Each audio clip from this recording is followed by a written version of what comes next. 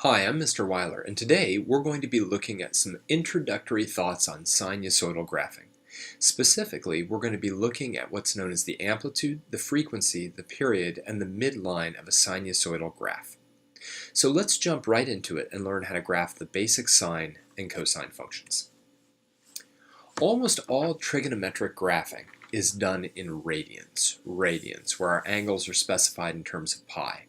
Remember, the cosine of any angle is going to be the x-coordinate on the unit circle, and the sine is going to be the y-coordinate on the unit circle.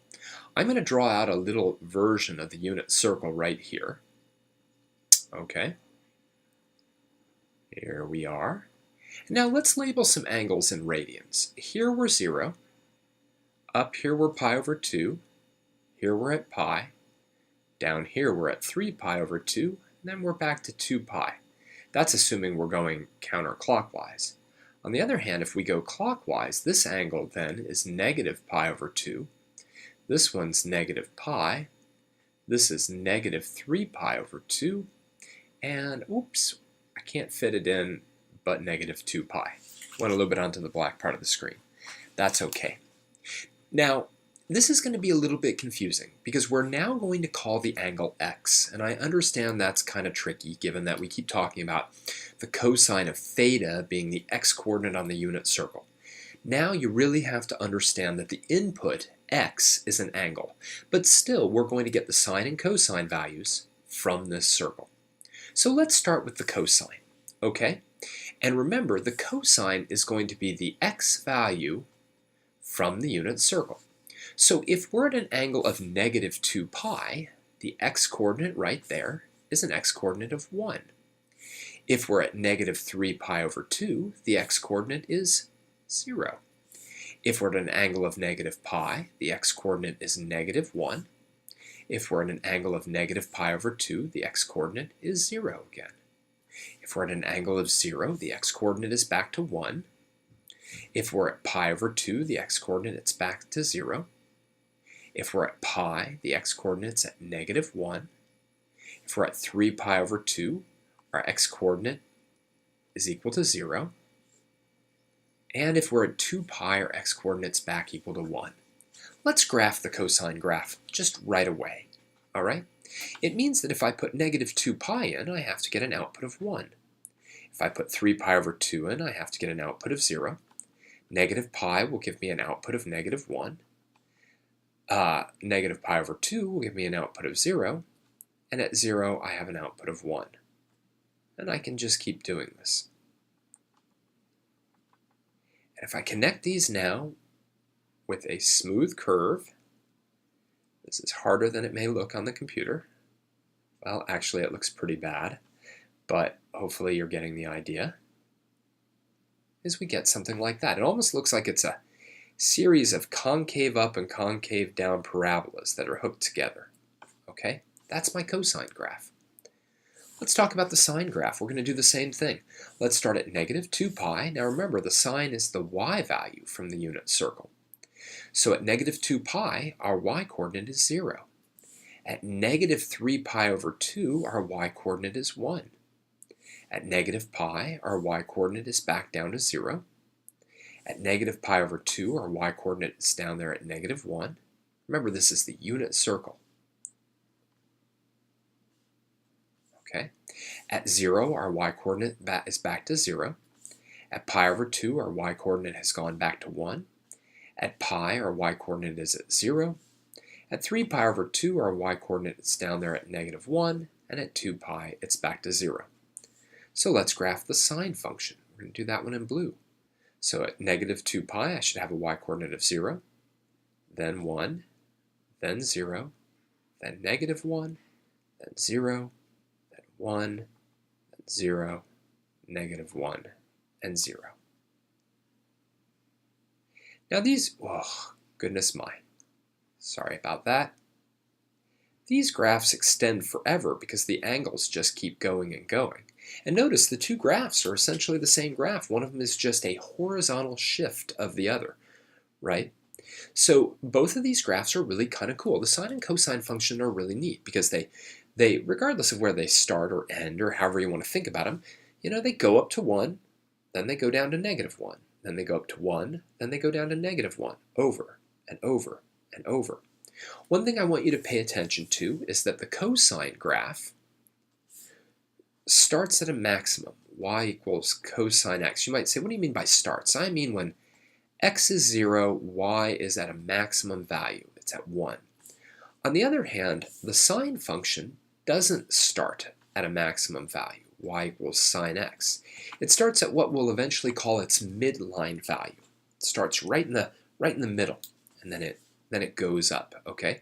But I'm going to need that idea that cosine starts at its maximum and then obviously falls off, and sine starts off at its midline and starts by going up and then down. Okay? So those are the basic sine and cosine graphs. Obviously your calculator can graph them, but you would want to be in radian mode and all sorts of stuff like that. Okay? Let's get into a little bit more complicated. I'm going to clear this out. All right, well, the next problem says the grid below shows the graph of cosine x, so a much better graph than the one I just drew, but the same graph. It says graph each of the following equations. Well, 3 times cosine x. Here's the thing. Anytime we take a function, f of x, and we multiply it by some constant, what we're doing is we're vertically stretching it. Now, what's really cool is all we have to do, stretch. I can't spell the word stretching, apparently. Oh, well, sorry about that, folks. I don't know what that looks like. How about we just erase it and write vertically stretching one more time? Actually, we'll just write down a vertical stretch. Now, the great thing is all I have to really do is take every y value on the cosine function and multiply it by 3. So when I have this y value that's at 1, all of a sudden it'll be at this y value at 3. This y value at -1 will suddenly be a y value at -3. And these y values at 0, well, they won't be stretched anywhere, because when I multiply an output of 0 by 3, it's still an output of 0. So now I get a curve that looks something like this. That 3 has got a special name. The 3 is called the amplitude. For you, those of you that are into music and sound, the amplitude is literally the volume of the wave, okay? It's how much the thing rises and then falls, rises and then falls around what's known as its midline, and we'll get to midlines a little bit more. Let me graph the other one in red. Again, what's really cool about this is all I want to do is take all the y values on the cosine graph and multiply them by -4. So this y value of 1 suddenly will become a y value of -4. This y value of -1 will all of a sudden become a y value of +4. Those y values of 0 will continue to be 0. And we'll get a graph now that looks something like this. I've got a phone call, so I'm going to pause this, and then we'll rejoin it once I'm done, okay? All right, let's get back to it.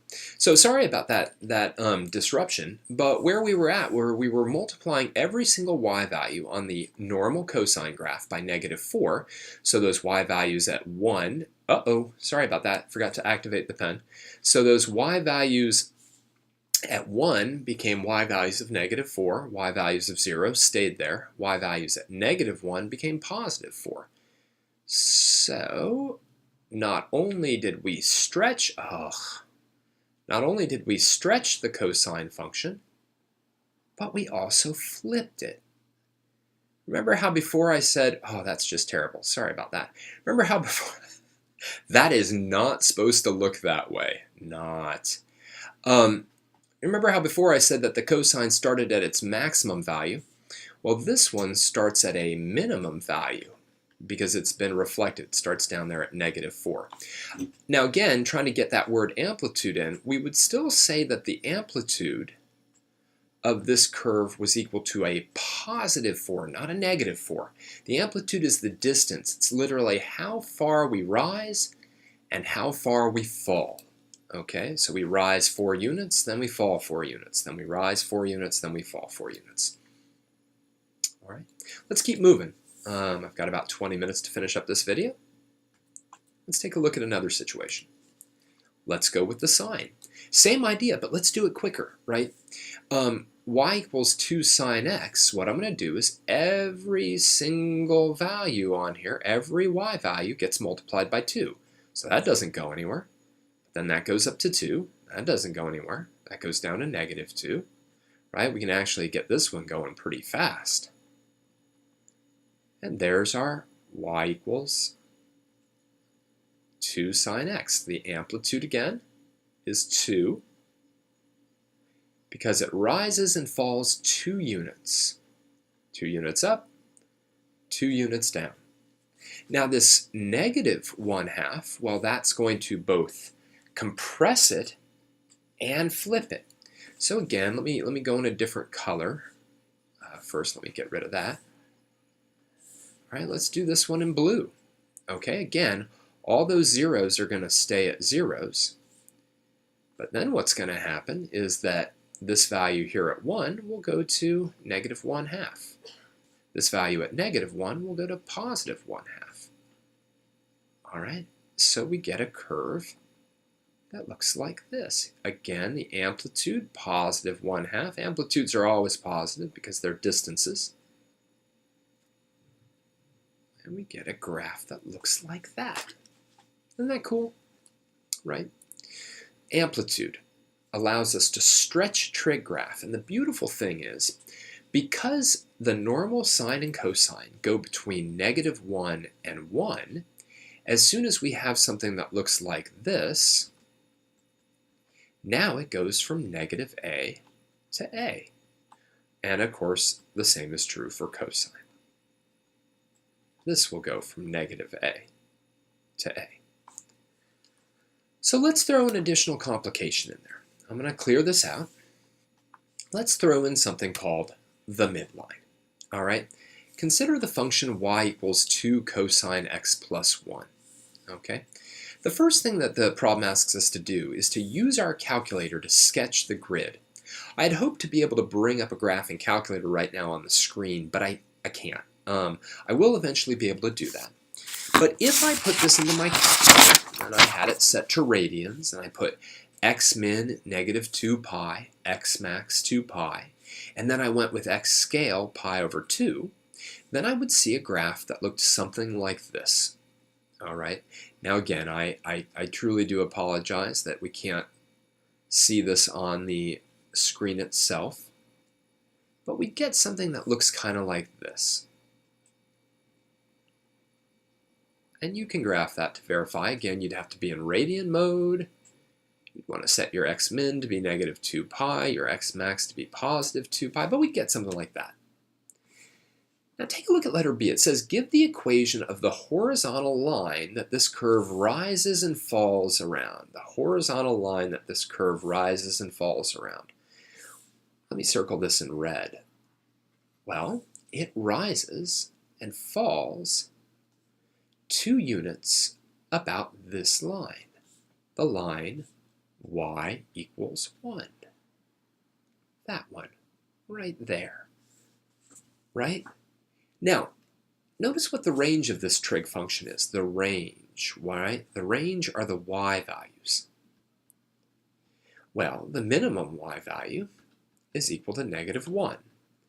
The maximum y value is equal to +3. So the range, written in interval notation, written in non-interval notation is this. In interval notation, it looks like this. I know that the problem specified interval notation, so that's this one. All right, but this is really cool. I want to really examine this for a second. Y equals 2 cosine x plus 1. This value is known as the midline. Okay, it's a horizontal line that the trig curve will rise above and fall below. How much does it rise above and fall below that? It will rise above and below by 2 units. And let's try that again. Amplitude. So if I've got y equals 1, right, and I rise up 2 units, I'll hit y equals 3. And if I go down 2 units, I'll hit y equals -1. Right? Easy. Real easy. So we now have two things, right? We've got the stretching of the curve using an amplitude, right? And then we've got a midline, all right? So let's do another problem involving amplitude and midline. I'm going to clear this out.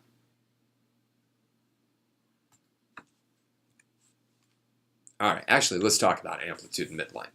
So if I've got a curve that just looks like this, or this, not a curve, but an equation, then the absolute value of A, that's called the amplitude. All right. C, that's called the midline. It's also called the average value. You knew it previous to this as the vertical shift. The vertical shift. All right.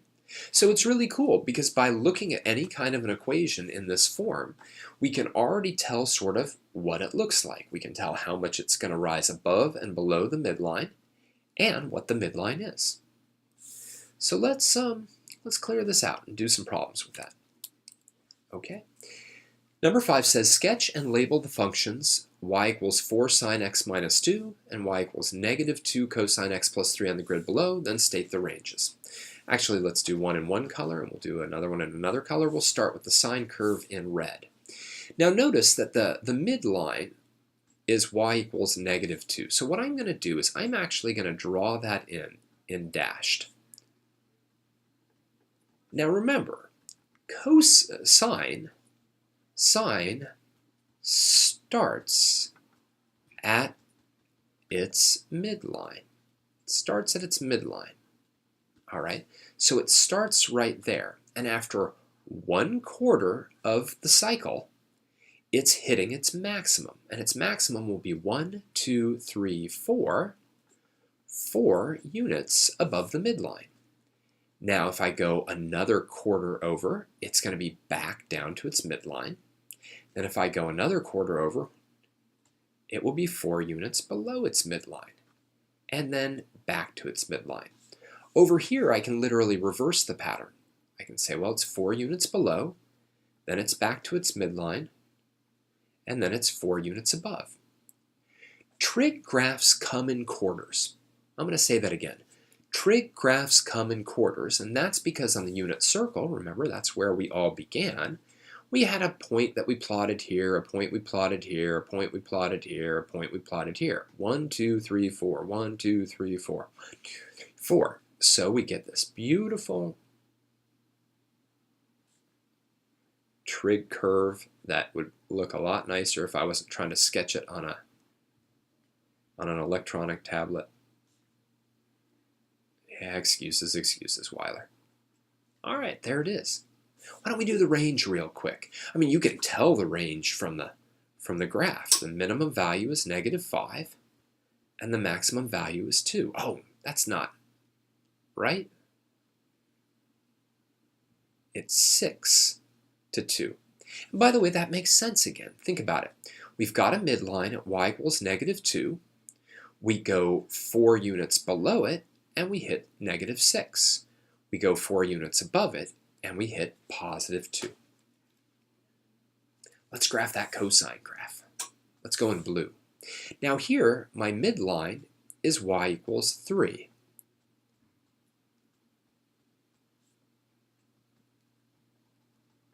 And my amplitude is always positive, is a +2. Now, cosine would normally start at the maximum. But because this A value, not amplitude, but because the A value is negative, it's going to start at its minimum. It's going to start 2 units below the midline. Now, a quarter of a cycle later, it'll be at its midline on both sides. In fact, let's just do it. Then when we go a quarter more this way, it'll be 2 units above its midline. Quarter this way, it'll be back to its midline. And a quarter down here, it will be 2 units below its midline. So we end up getting a beautiful graph that kind of looks something like this.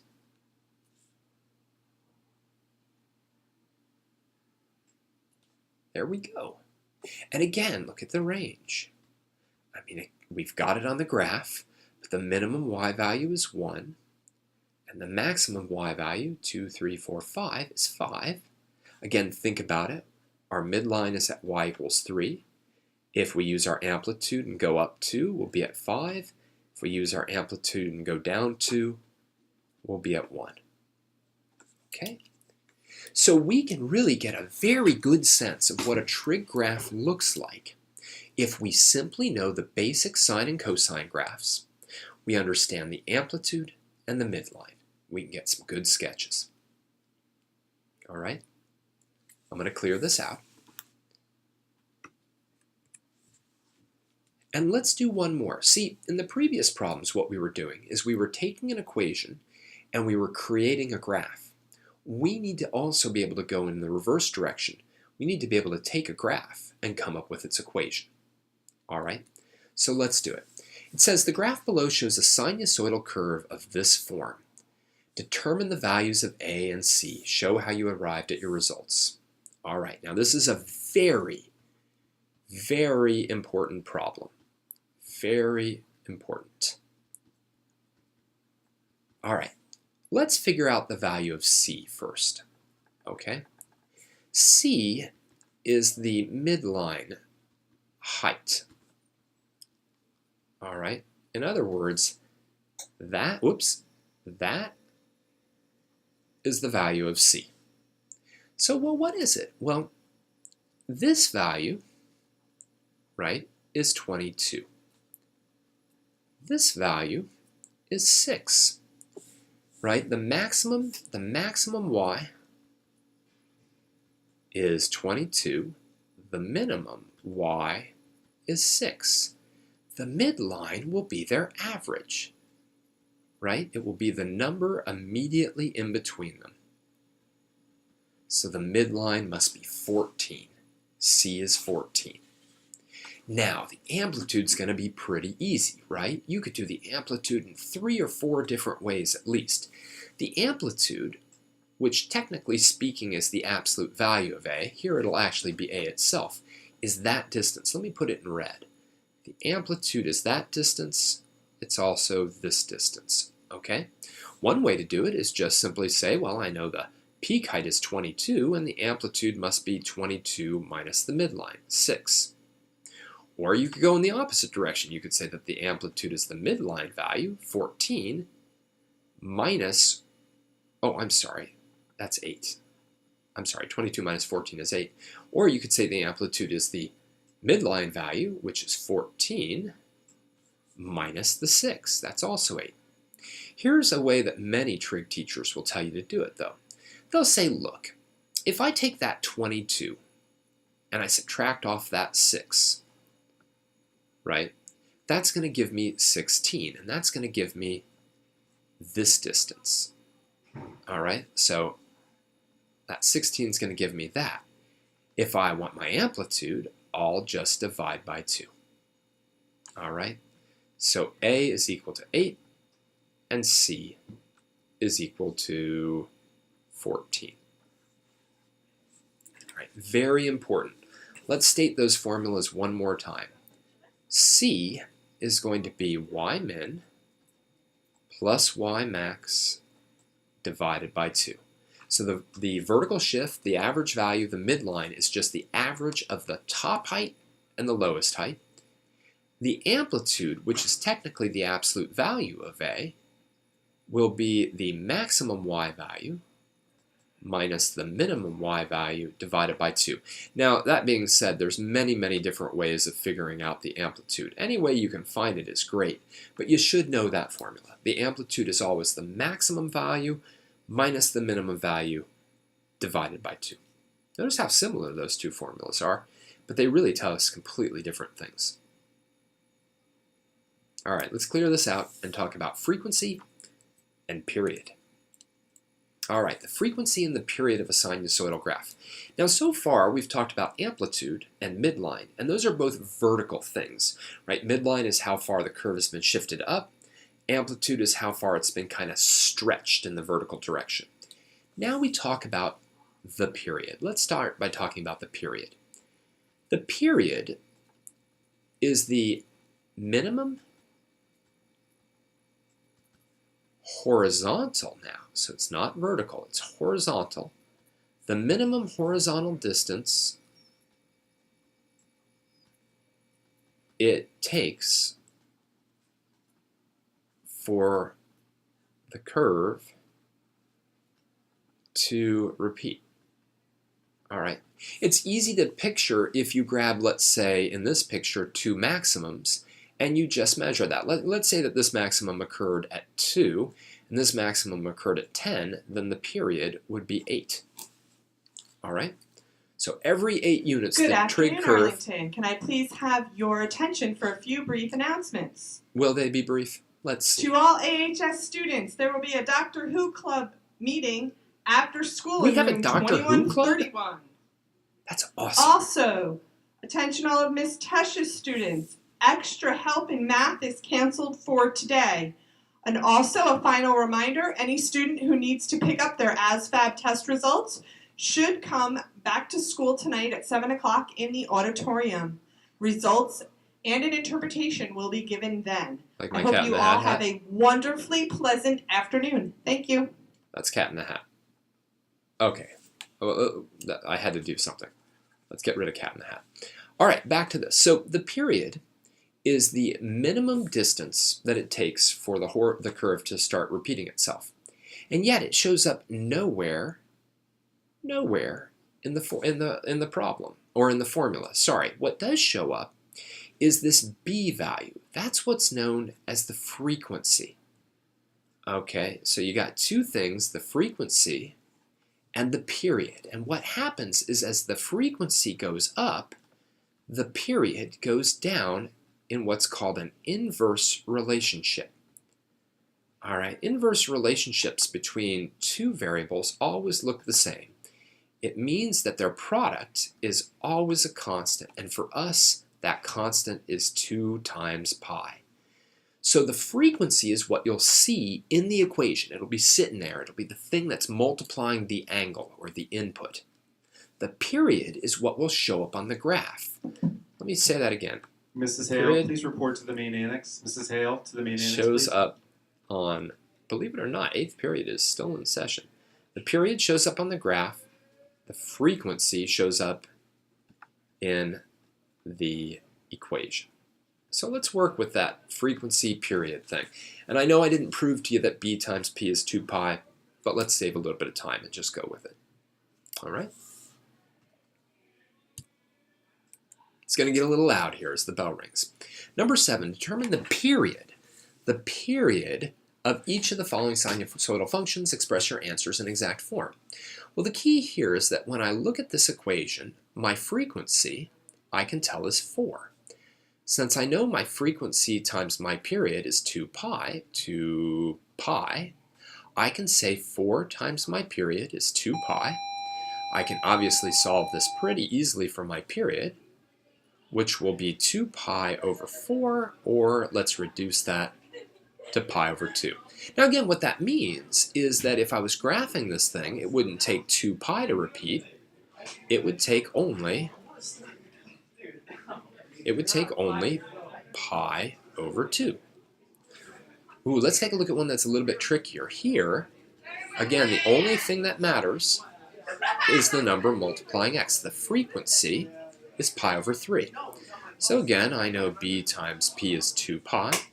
So I can say pi over 3 times the period is 2 pi. Now, I don't know about dividing by pi over 3, but I could certainly multiply by 3 divided by pi.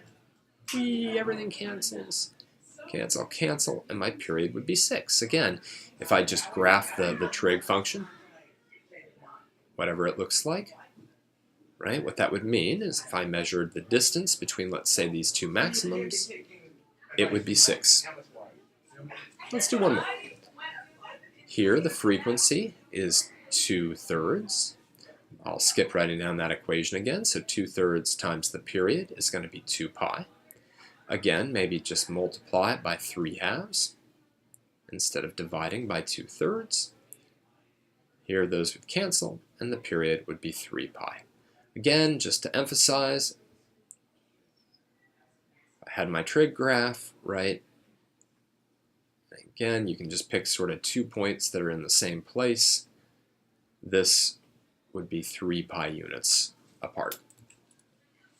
That's it, right? So the effect of B, the frequency, on the graph is it's kind of like an accordion, okay? The bigger B is, the faster these waves will complete a whole cycle. And the slower B is, the longer it will take. All right, let's do a few more problems with frequency and period. Sorry about all the interruptions. All right, let's take a look at this. Sketch the function y equals sine 4x on the grid below for one full period to the left and right of the y-axis. Label the scale on your axes. Well, we already know that the amplitude is 2. We know that the midline is y equals 0, right? There's been no vertical shift. Now, based on the fact that there's a 4 here, the frequency is 4, but the question is, what's the period? Well, 4 times the period is going to be 2 pi, so the period will be 2 pi divided by 4, or pi divided by 2. So that's going to be a full cycle in pi divided by 2 units. Now, trig functions come in quarters, so let's figure out something really quick. What is 1/4 of pi divided by 2? Well, that's pi divided by 8. So this is pi divided by 8. This must be 2 pi divided by 8, which would be pi divided by 4. Actually, I'm just going to erase that. Let's just put it in that way. Give me a moment. Hi, Steven. Do you want to see my video? Yeah, not right now. We'll catch up tomorrow. Sorry about that.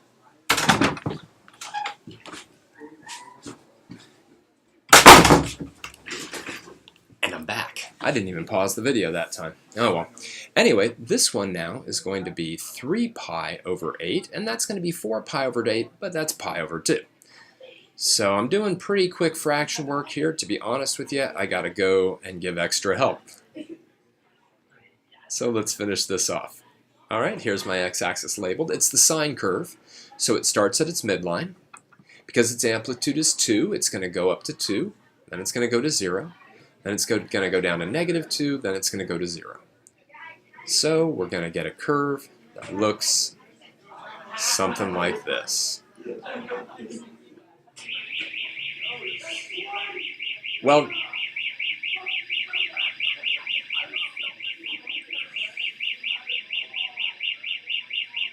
that just can't be good. Well, we now have a fire alarm going off because somebody ripped it off the wall. Anyway, this is less than a satisfactory video, and I apologize for that.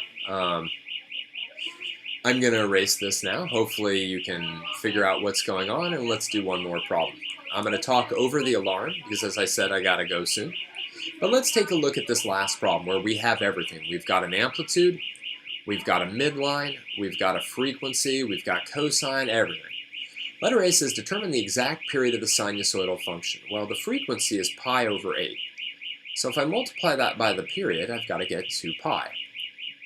To figure out what the actual period is, I'm going to multiply both sides by 8 divided by pi. Cancel, cancel, cancel, cancel.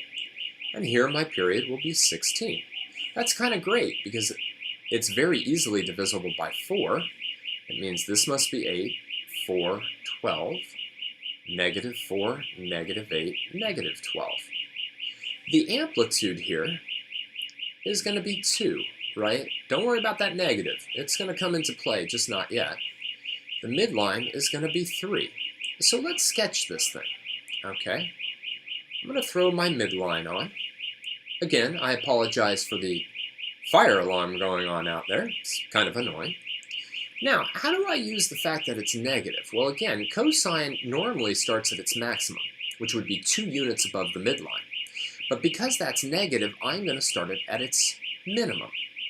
Then what happens is after 1/4 of a period, I'll be back at my midline. After another 1/4 of a period, I'll be at my maximum. Another 1/4 of a period, I'll be back to my midline. And another 1/4 of my period, I'll be at a minimum.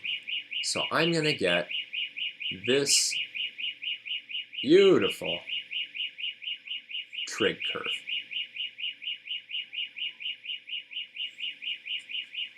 And that's it. All right? So I can do the entire thing. I've got a vertical shift, I've got a vertical stretch, and I've got a horizontal thing going on this way, right? All right, I'm going to clear this out, finish up the video, and get to my own extra help, okay? So, today what we did is we looked at a lot of different things with sinusoidal graphing. I know that this is a long video. Covered a lot of things like amplitude and midline, frequency, period, the basic graphs of sine and cosine, and I hope that this helps you make sense of what's going on in your Algebra 2 and Trig class. For now, I'm Mr. Weiler. This has been Sinusoidal Graphing in Algebra 2 and Trig. Thank you for joining me. Until next time, study hard, keep thinking, and keep solving problems.